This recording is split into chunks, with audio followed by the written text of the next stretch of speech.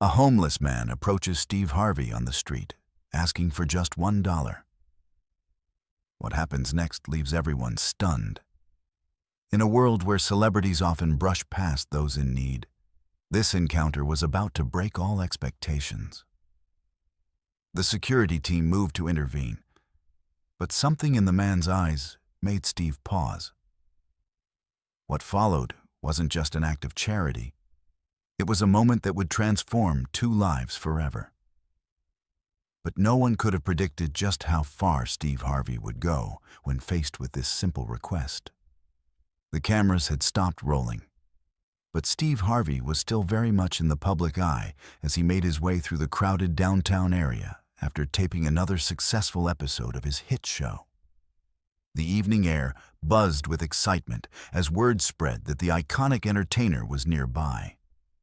Fans called out his name from all directions, their phones raised high, hoping to capture a quick selfie or secure a coveted autograph from the man whose infectious laugh and straight-talking wisdom had made him a household name.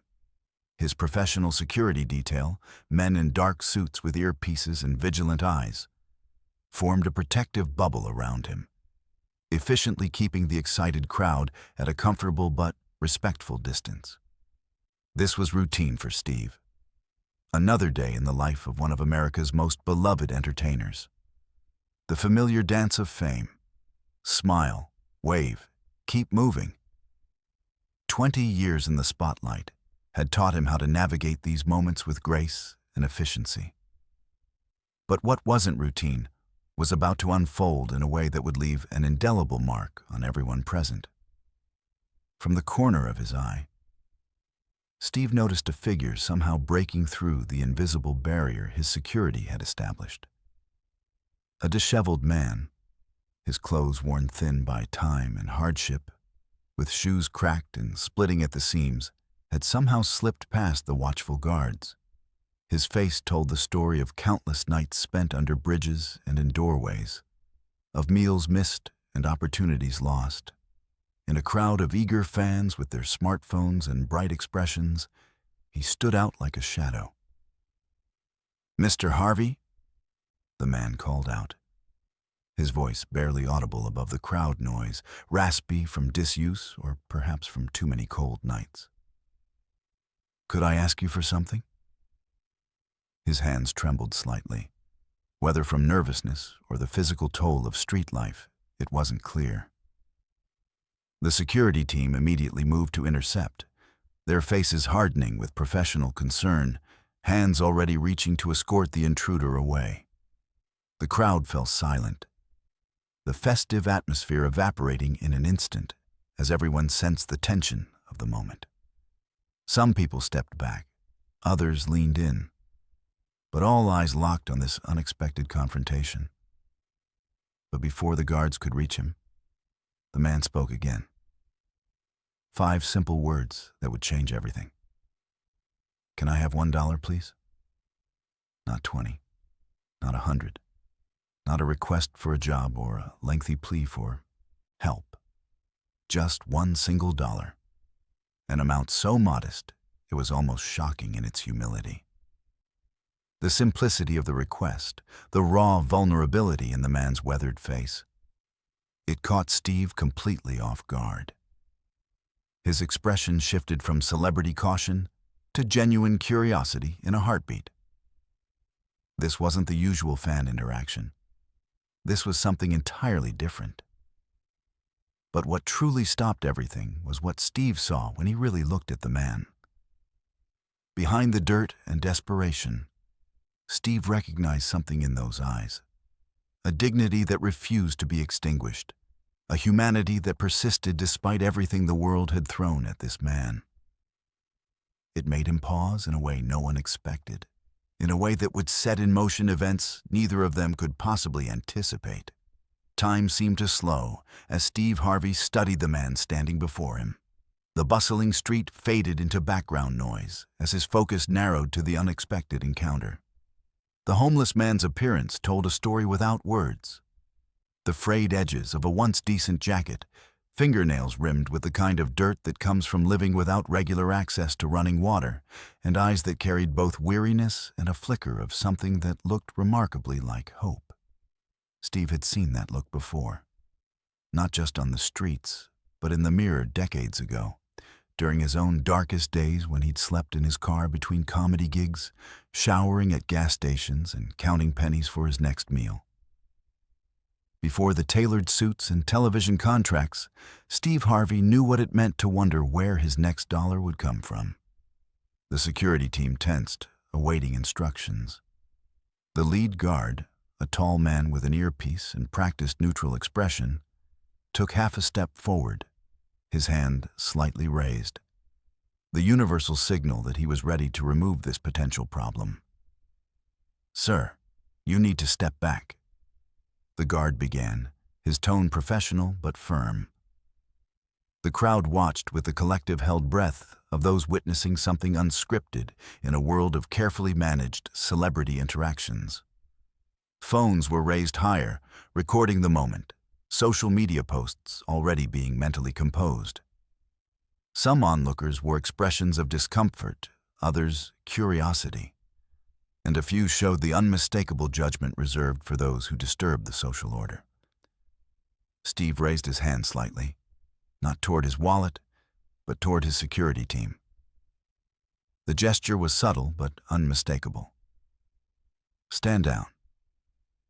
"Hold on a minute," Steve said, his voice carrying that familiar warmth that had welcomed millions of television viewers into his world.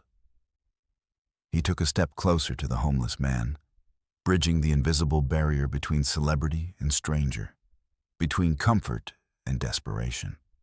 The homeless man shifted his weight nervously, perhaps surprised that his approach hadn't ended with immediate rejection.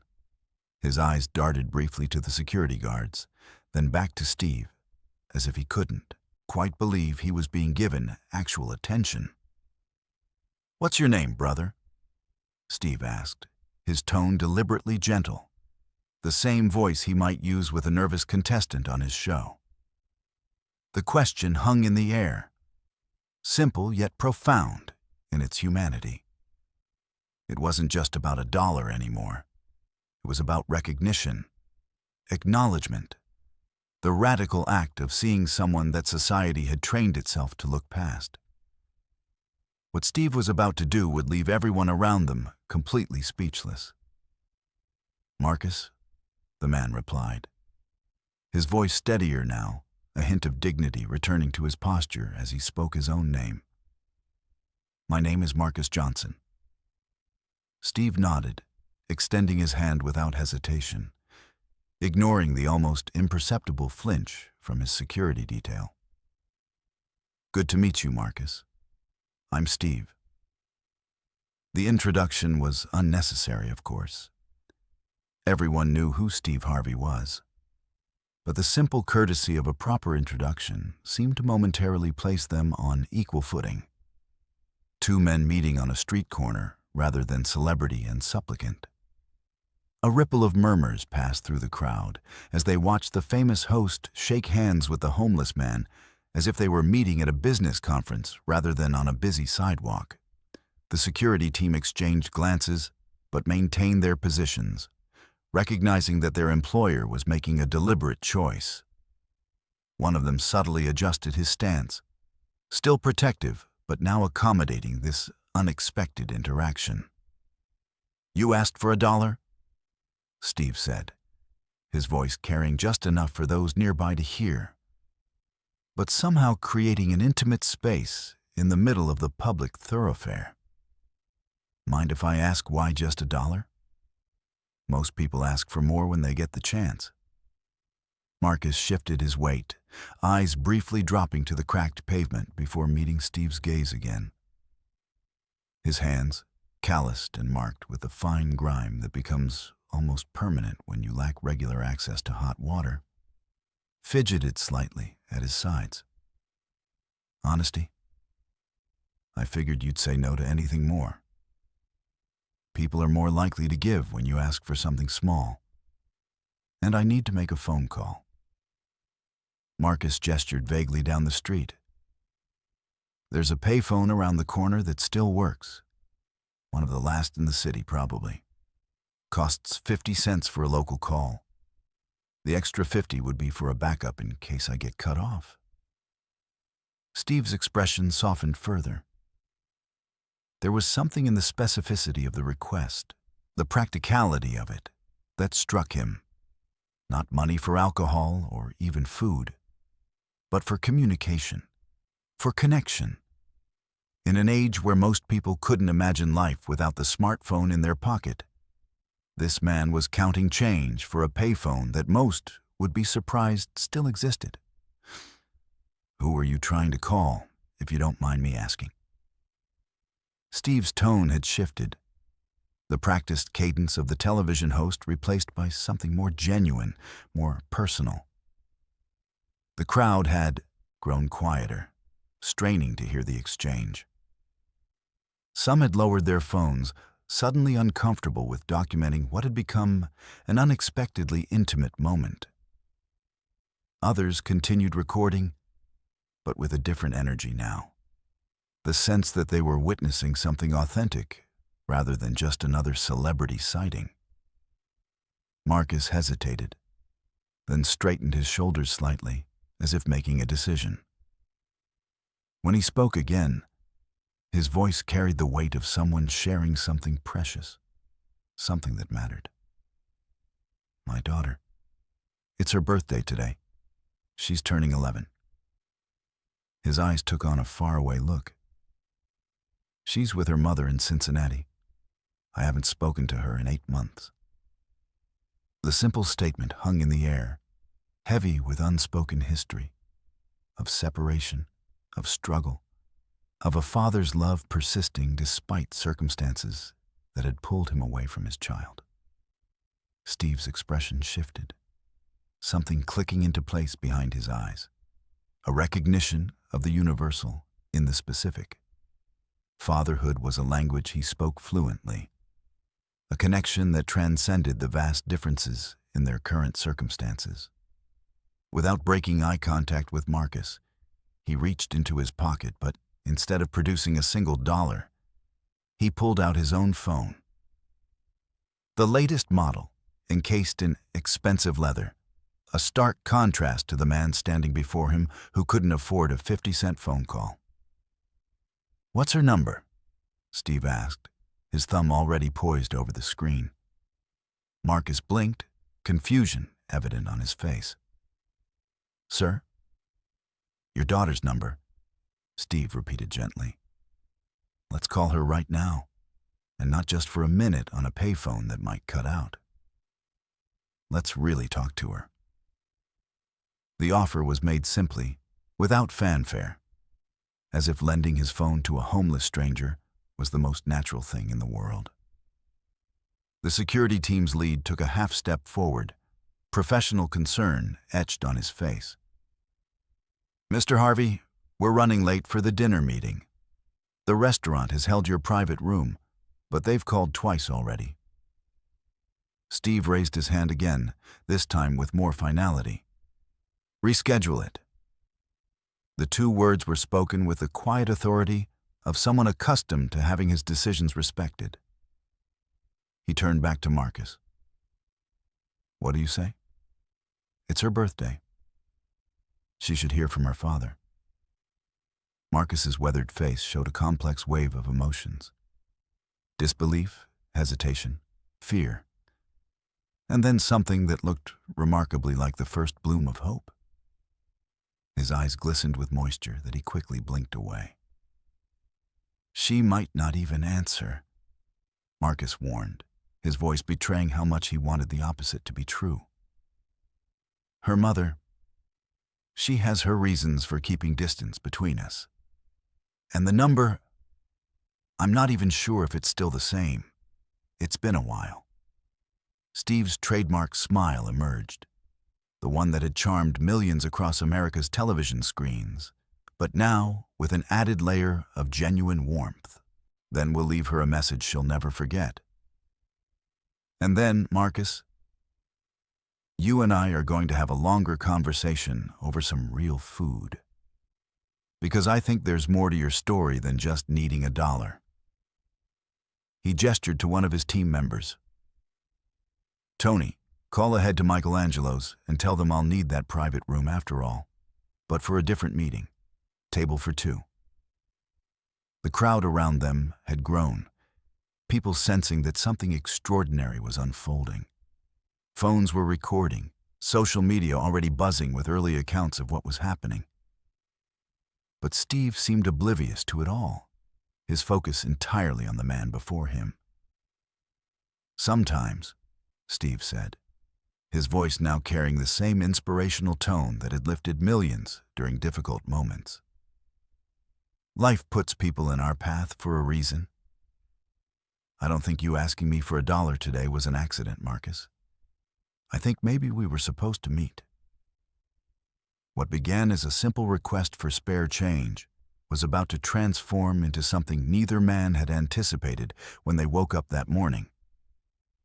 A connection that would alter the trajectory of both their lives in ways that would eventually make headlines across the country. The crowd had formed a loose semicircle around Steve and Marcus, maintaining a respectful distance as the unexpected drama unfolded. Steve's security team had adapted to the situation, forming a protective barrier that gave the two men a small island of privacy amid the busy downtown street. The late afternoon sun cast long shadows across the pavement as city traffic hummed in the background. "What's her number?" Steve asked again, his phone ready. Marcus took a deep breath. His fingers trembled slightly as he recited the digits from memory, each number spoken with care, as if he'd mentally rehearsed this sequence countless times during lonely nights. Steve entered the number and hit the call button, then switched to speakerphone. The ringtone echoed between them, once, twice, 3 times. Marcus's expression tightened with each ring, hope battling with resignation on his weathered face. The crowd had fallen completely silent, collectively holding their breath. On the 5th ring, there was a click. "Hello?" A woman's voice, cautious and slightly confused at the unknown number. Steve looked to Marcus, giving him the chance to speak first. But the man seemed frozen, overwhelmed by the sudden reality of contact after so many months of silence. "Hello, this is Steve Harvey," Steve said smoothly, professional warmth filling his voice. "I hope I'm not interrupting anything important." A pause on the other end. "Steve Harvey? The Steve Harvey?" Disbelief colored her tone. "Is this some kind of prank call?" "No, ma'am, not at all. I'm calling because I've met someone here in Chicago who very much wants to speak with his daughter on her birthday." Steve's eyes never left Marcus's face as he spoke. "I believe you're Tanya Johnson?" Another pause, longer this time. When the woman spoke again, her voice had changed, guarded and tight. "How did you get this number? Who's with you?" Marcus finally found his voice. "Tanya, it's me." The 3 simple words carried years of history, regret, and longing. The silence that followed seemed to stretch for an eternity. Someone in the crowd coughed awkwardly. A distant siren wailed through the city streets. "Marcus." It wasn't a question, but a statement of recognition. Her tone was complex. Surprise, wariness, and something else harder to identify. "You're with Steve Harvey? What kind of situation have you gotten yourself into now?" Marcus swallowed hard. "Nothing bad, I promise. We just met on the street. I was trying to get money for a payphone to call Lily for her birthday. He offered to help." His voice cracked slightly. "Is she there? Can I talk to her?" The hesitation on the other end was palpable. Steve watched Marcus's face, seeing the desperate hope there, and made a decision. "Mrs. Johnson," he interjected gently, "I understand this is unexpected. I don't know your history with Marcus, and I'm not here to judge anyone's situation. But I do know what it means for a daughter to hear from her father on her birthday. I've raised girls of my own. That connection matters.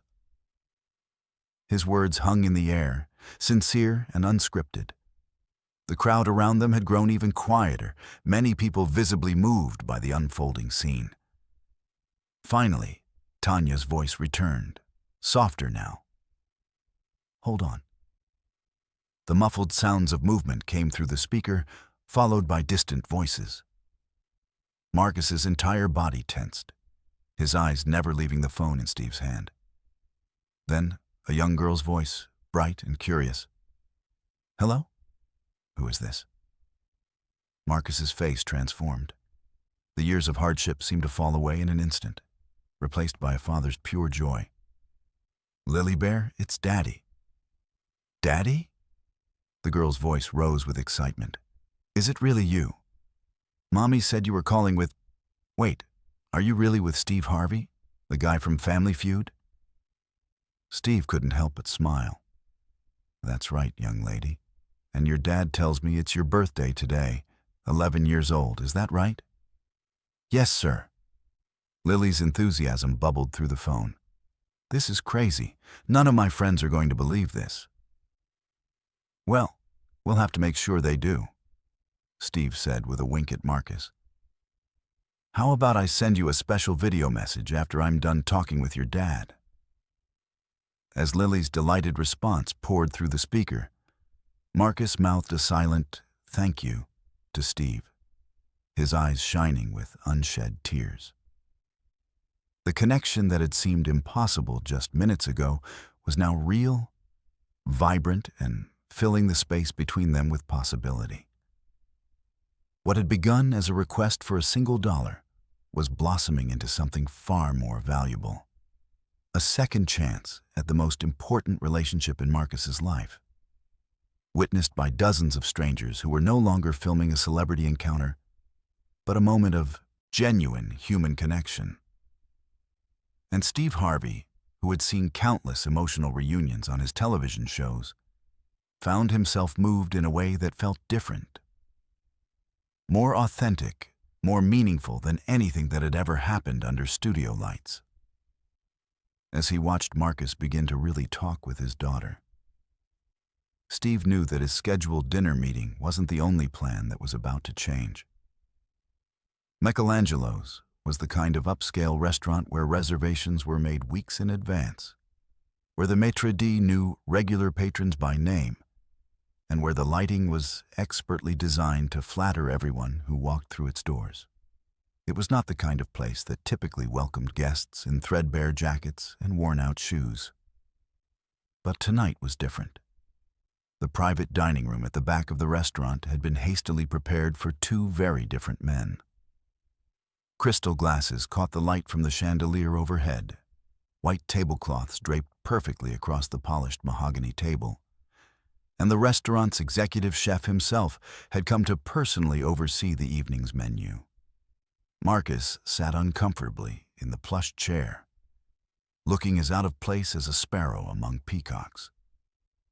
His eyes darted around the room, taking in the original artwork on the walls, the gleaming silverware arranged with military precision, and the attentive staff who somehow managed to appear and disappear exactly when needed.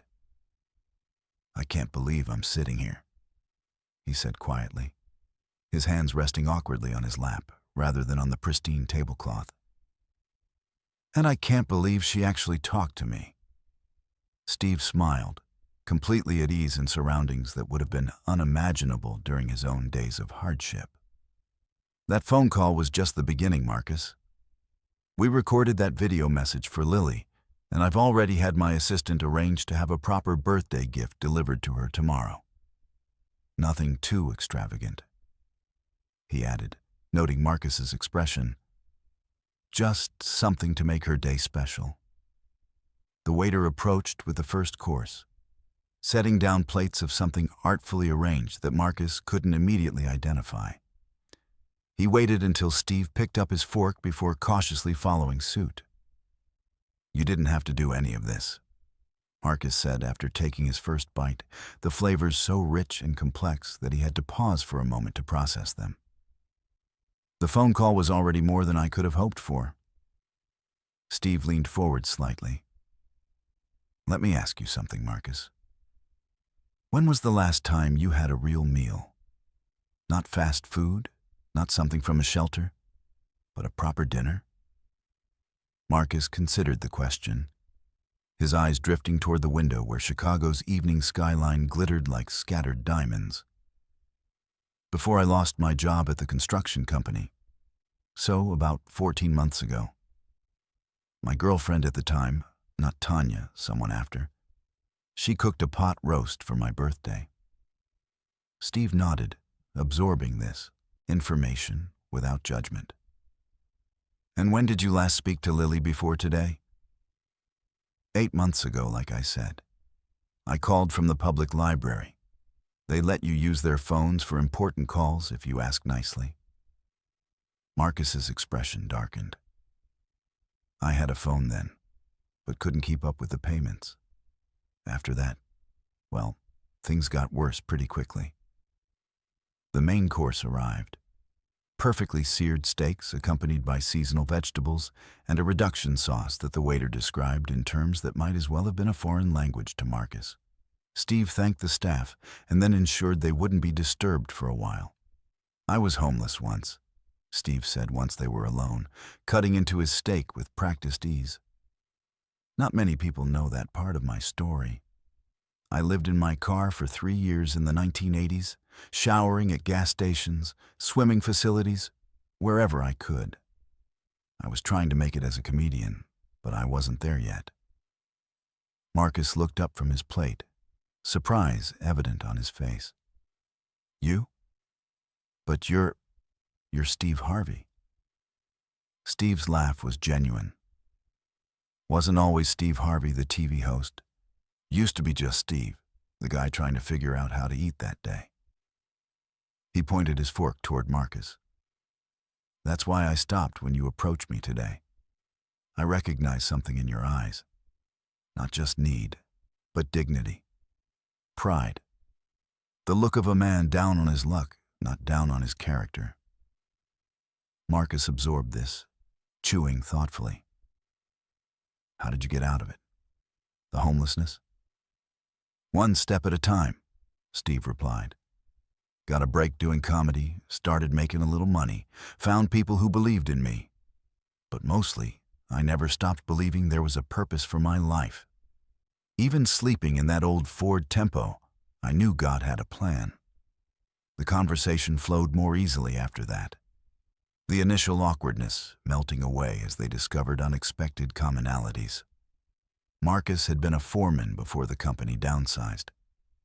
He'd had skills, respect, a life he was proud of.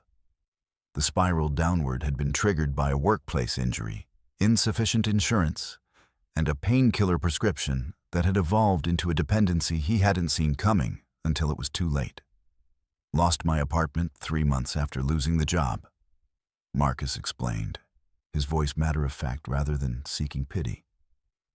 Stayed with friends until I wore out my welcome, then shelters, and finally... He gestured vaguely. The street. Been trying to get back on my feet. But without an address, a phone, clean clothes for interviews. It's like trying to climb a glass mountain. Steve listened intently, asking occasional questions, but mostly letting Marcus talk. As the dessert plates were cleared away, he leaned back in his chair, a decision visibly forming behind his eyes. Marcus, I believe in divine appointments. Us meeting today wasn't random. I think there's a reason our paths crossed, and I don't intend to just walk away and wish you good luck. He pulled out his phone, scrolled through contacts, and made a call. Jerome, it's Steve. Remember that project we discussed, the Transitional Housing Initiative? I think I've found our first candidate. Yes, tonight. Can you make the arrangements? Perfect. He ended the call and turned back to a bewildered Marcus. Here's what's going to happen next. Tonight you're staying at a hotel, a real one with a shower and clean sheets. Tomorrow you're meeting with Jerome, who runs my foundation's employment program. We're going to get you cleaned up, properly dressed, and back on the path to reconnecting with your daughter. Marcus stared, his fork frozen halfway to his mouth. Why would you do this for a stranger? Steve's expression turned serious. Because someone once did something similar for me when I needed it. Because that phone call with your daughter reminded me what really matters in life. And because I'm in a position to help. So why wouldn't I? He extended his hand across the table. This isn't charity, Marcus. It's an investment in your future and in Lily's. All I ask is that someday, when you're back on your feet, you find someone else who needs a hand up and you do the same for them. Deal? Marcus looked at the offered hand, the same hand he'd approached for $1 just hours ago. With a deep breath, he reached out and grasped it firmly. Deal. Outside the restaurant's windows, Chicago continued its evening rhythm, unaware that within those walls, 2 lives had just changed course irrevocably. What had begun with a request for $1 to make a phone call was now the first chapter of a story neither man could have anticipated. A story about second chances, unexpected connections, and the profound impact of seeing someone not just as they are, but as they could be. The morning sunlight streamed through the hotel room curtains, casting warm patterns across a bed that had actually been slept in. Marcus sat on the edge of the mattress, staring at his reflection in the bathroom door mirror. The face looking back at him seemed both familiar and strange. Cleaner now after a long, hot shower, but still bearing the weathered lines of months on the street. On the nightstand beside him lay a new prepaid phone, Steve's first gift after dinner last night. Program your daughter's number, Steve had instructed. That connection is priority 1. A gentle knock at the door pulled Marcus from his thoughts. Mr. Johnson? It's Jerome Washington from the Harvey Foundation. We have an 8:30 appointment. Marcus glanced at the digital clock. 8:15 a.m. Taking a deep breath, he stood and opened the door to find a well-dressed man in his 40s, carrying a garment bag and a briefcase. Good morning, Jerome said, his handshake firm and professional. Mind if I come in? We have a full day ahead. The full day turned out to be a masterclass in rapid life reconstruction. Jerome was efficient but kind, moving through a checklist with practiced ease. The garment bag contained 2 sets of clothes, 1 casual outfit and 1 suitable for interviews. The briefcase held paperwork, ID replacement forms, temporary address verification, medical screening appointments, and housing applications. Steve called in some favors, Jerome explained as Marcus changed into the new clothes. We have 3 interviews lined up for you this week, all with companies that work with our foundation, construction and maintenance positions, given your background. Marcus emerged from the bathroom, adjusting the collar of his new shirt. This is overwhelming. Jerome nodded understandingly. That's normal. Going from survival mode to planning mode is a big shift. But you're not doing it alone. He handed Marcus a business card. This is your case manager, Shanice. She'll be meeting us at the transitional apartment at noon. Transitional apartment? 6 months of supported housing while you get back on your feet. It's not fancy, but it's clean, safe, and, most importantly, it's an address you can put on job applications. Jerome checked his watch. We should head out. The barber is expecting us at 9, and then we have your bank account to set up. As they gathered the paperwork, Marcus's new phone buzzed with a text message. He picked it up, still getting used to having a device of his own again. The message was from Steve. Morning, Marcus. Hope you slept well. Just checked. The birthday package was delivered to Lily. Her mom sent a thank you note. Small steps, brother. Small steps. Marcus stared at the screen, a complex emotion rising in his chest. After months of disconnection, of invisibility, of being walked past on the street as if he didn't exist, here was evidence that he mattered. That someone, several someones, were investing in him. Everything okay? Jerome asked, noticing his silence. Marcus nodded, slipping the phone into his pocket. Yeah, just processing. 3 weeks later, Marcus stood outside a modest apartment building on Chicago's West Side. The transitional housing wasn't in the best neighborhood, but compared to the underpass where he'd been sleeping, it felt like a palace. His key, his own key, felt substantial in his hand as he climbed the stairs to the 3rd floor. The studio apartment was small but functional. A bed, a kitchenette, a bathroom with reliable hot water, and a desk where his new laptop sat. Another gift from the foundation, it was his lifeline to online training courses, job applications, and most importantly, weekly video calls with Lily. Their first video call had been awkward, both of them unsure how to bridge the 8-month gap. But by the 3rd call, some of their old ease had returned. Lily had shown him her science project, introduced him to her new hamster, and extracted a promise that he would be there for her school play in December. In person, not just on a screen. Tanya had been cautiously supportive, setting clear boundaries but not standing in the way of the reconnection. She needs her father, she had told Marcus during a brief, tense phone conversation. But she needs reliability, not promises that disappear. So prove it this time. And he was determined to. The construction company where Jerome had arranged an interview had hired him on a probationary basis. The pay wasn't what he'd made as a foreman, but it was honest work that utilized his skills. His supervisor, informed of his situation, had been surprisingly understanding. Second chances matter, the man had said gruffly on Marcus's first day. I got one myself 15 years ago. Just show up on time and do the work. That's all I ask. Marcus set his lunch cooler on the counter and checked his calendar. Another habit he was relearning. Tomorrow was his monthly check-in with the foundation.